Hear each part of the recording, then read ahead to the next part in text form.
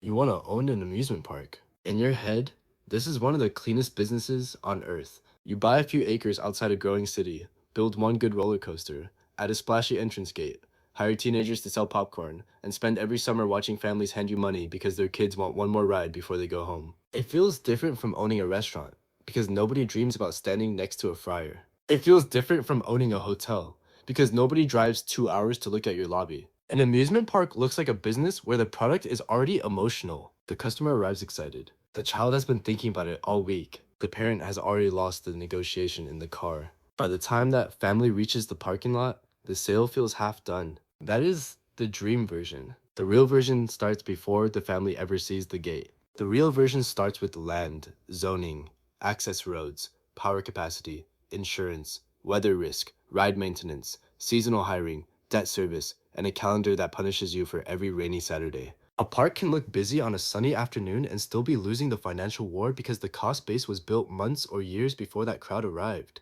Here's the first number that should change how you see the fantasy.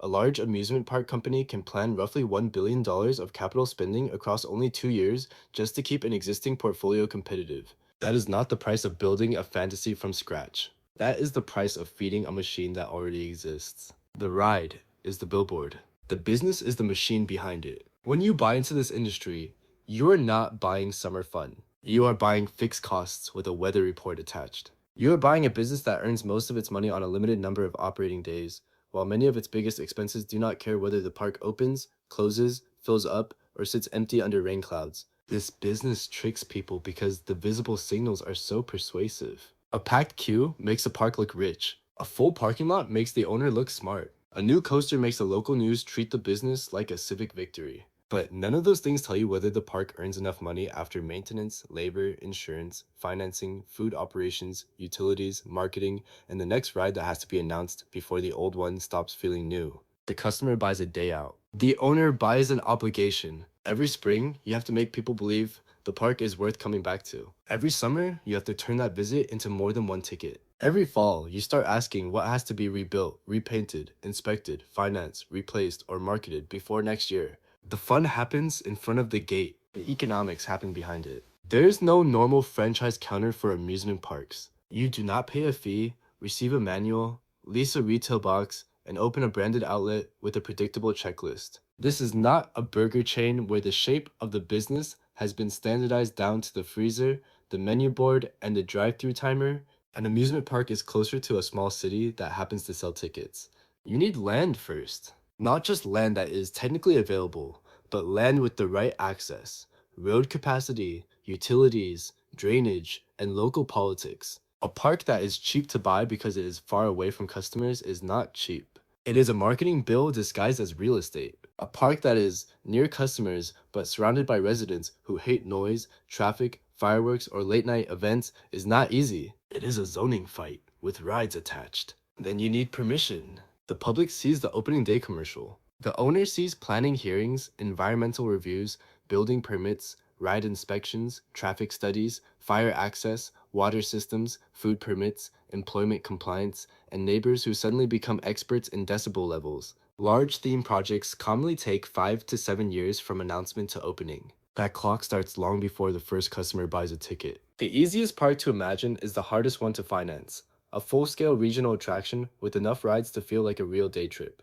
One coaster is not enough. One coaster sells the commercial, but the guest still needs flat rides, kids rides, shade, bathrooms, food stands, maintenance shops, lockers, games, landscaping, security, first aid, ticketing systems, guest service, parking, and enough capacity that the park does not feel broken on the first good Saturday. You control the assets. You do not fully control the market around those assets.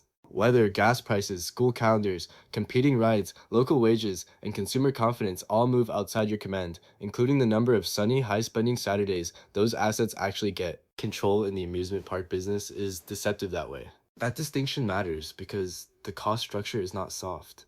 A shop can reduce inventory. A restaurant can cut hours. A consultant can stop hiring. A park has steel on the ground, inspectors on the calendar, loans on the balance sheet, payroll commitments, seasonal training, insurance policies, and guests who will punish you if the park feels understaffed or half open. So before you ask whether you can own an amusement park, the better question is whether you can survive owning one during the weeks when the park does exactly what it was built to do.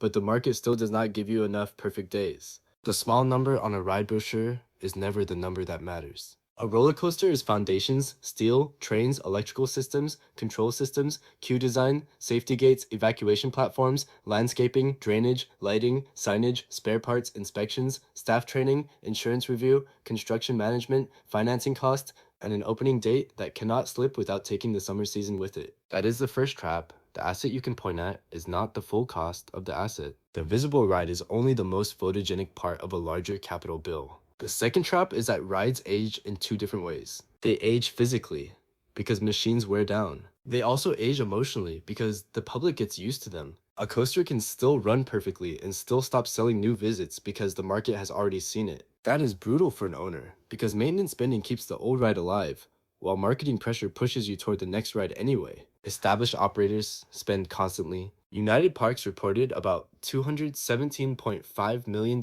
of capital expenditures in 2025 while operating an established portfolio. That is a company with known brands, known locations, trained teams, guest databases, and infrastructure already in place. The machine still wants capital. Starting from zero adds land, site work, roads, parking, power, water, drainage, kitchens, restrooms, ticketing, security, maintenance facilities, and seasonal hiring infrastructure before opening date even arrives. That is the part a new owner tends to underestimate. Opening the park is not the end of the spending cycle. It is the beginning of the next one.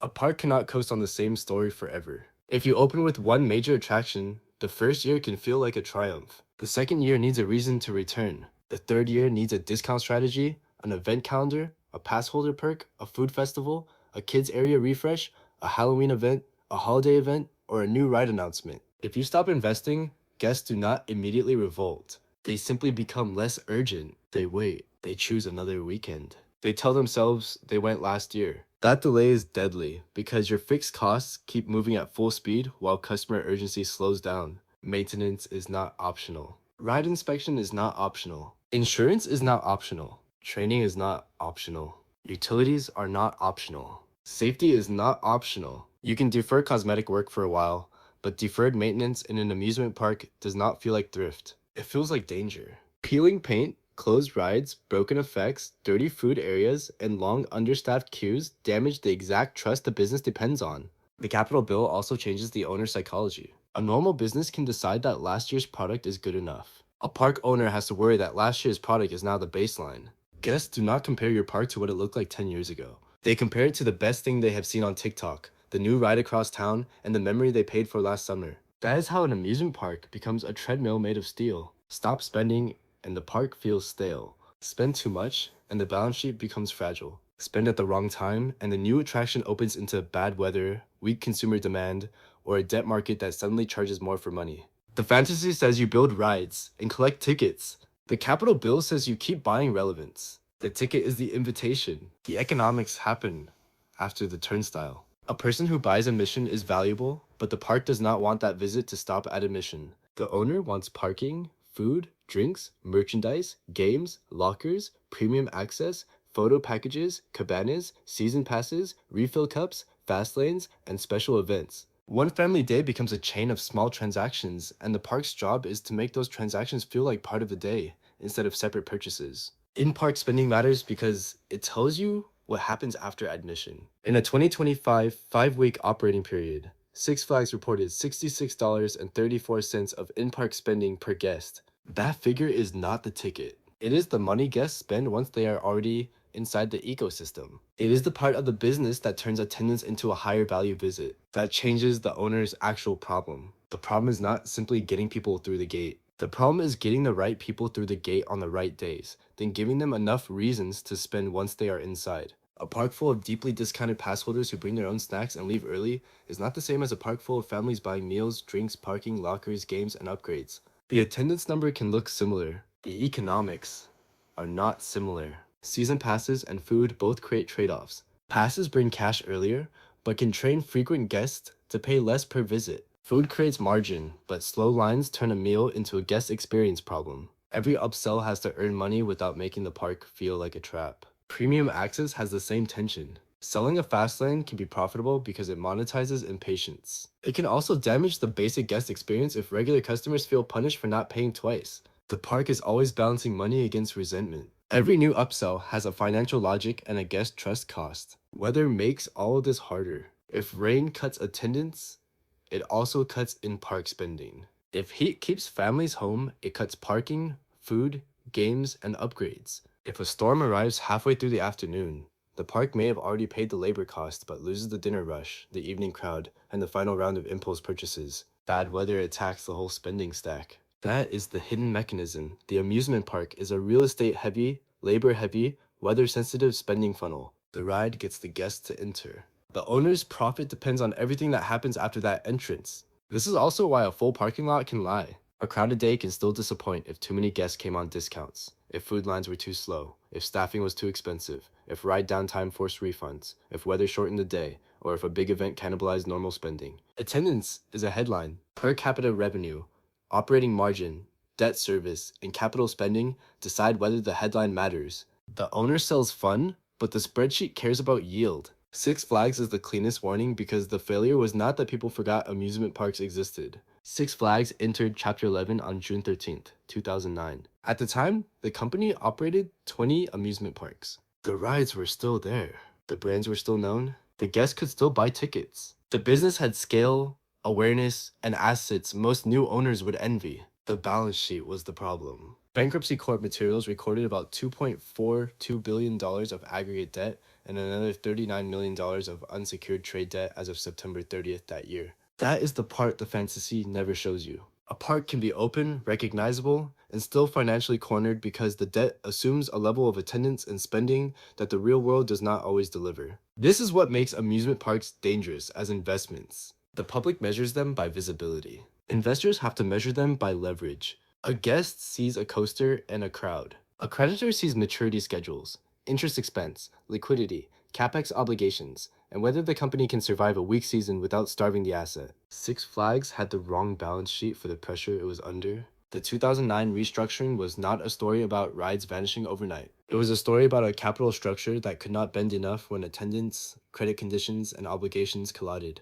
The parks could still create memories. The company still needed relief from its debts. That distinction matters for a smaller owner even more than it matters for a giant chain. A large operator has bargaining power, corporate staff, vendor relationships, brand recognition, and multiple parks. A small owner may have one location, one market, one weather pattern, one local labor pool, and one lender. If a large operator can be forced into restructuring by debt and weak conditions, a smaller owner has less room for error. The company emerged from Chapter 11 in May 2010 after reducing indebtedness and mandatorily redeemable preferred stock from about $2.7 billion at the end of 2009 to about $1.0 billion at emergence. That reset tells you the old structure was too heavy for the business to carry. The lesson is not that amusement parks are bad businesses. The lesson is that amusement parks are unforgiving businesses when financed like the good years are guaranteed. Debt turns volatility into danger. A rainy season becomes more than bad luck. A new competitor becomes more than annoyance. A recession becomes more than slow attendance. Every miss has to pass through the same fixed cost structure and the same lenders waiting for payment. The Six Flags case shows the difference between operating demand and financial survivability. People can still want the product. Families can still enjoy the rides. The park can still matter to the local market. None of that automatically means the owner survives the balance sheet. If you want to own an amusement park, this is the case study to sit with. Not because it says the business cannot work, but because it shows what happens when the cost of owning the dream outruns the cash the dream produces. Now shrink the idea down to a simple regional park model. Suppose your park attracts 500,000 visits in a season. Suppose each guest produces about $66 of in-park spending before even arguing about ticket pricing. That gives you $33 million of in-park revenue to work with before wages, maintenance, insurance, utilities, marketing, rent or property taxes, interest, and the next attraction. That number can sound comfortable until you remember how much of the business is fixed or semi-fixed. The maintenance department does not shrink because attendance missed plan. The insurance carrier does not accept a smaller premium because April rained. The lender does not skip a payment because July was too hot. The park still needs supervisors, ride operators, food workers, cleaners, security, guest services, mechanics, electricians, and managers. Some labor moves with attendance, but enough of the structure remains that a weak season hurts fast. In a strong year, attendance rises 8% to 540,000 visits. At $66 per guest, in-park revenue becomes about $35.64 million. That is a lift of roughly $2.64 million. A good year feels powerful because the extra guests arrive on top of a cost base you already built. If staffing holds, if food operations keep up, if the park avoids major downtime, a strong season can make the model look elegant. That is the year everyone imagines when they talk about owning the park. Now take the bad year. Attendance falls 15% to 425,000 visits. At the same spending level, in-park revenue drops to about $28.05 million. That is a hit of roughly $4.95 million from the base case. The decrease is larger than the stronger lift because bad news does not have to be symmetrical to hurt. A few wet weekends, one regional economic shock, a delayed ride opening, or one safety scare can erase the margin that made the plan look easy. The dangerous part is what happens next. The owner still has to decide whether to invest for next year. If you cut too deeply, the park gets worse, guests notice, and the next season starts weaker. If you keep spending, cash gets tighter and debt becomes heavier. If you borrow, the park may survive the year but become more fragile later. If you raise prices, you risk weakening attendance. If you discount, you protect traffic but dilute yield. There is no painless lever. A park owner has to manage the business like every season is both an operating year and a marketing campaign for the next one.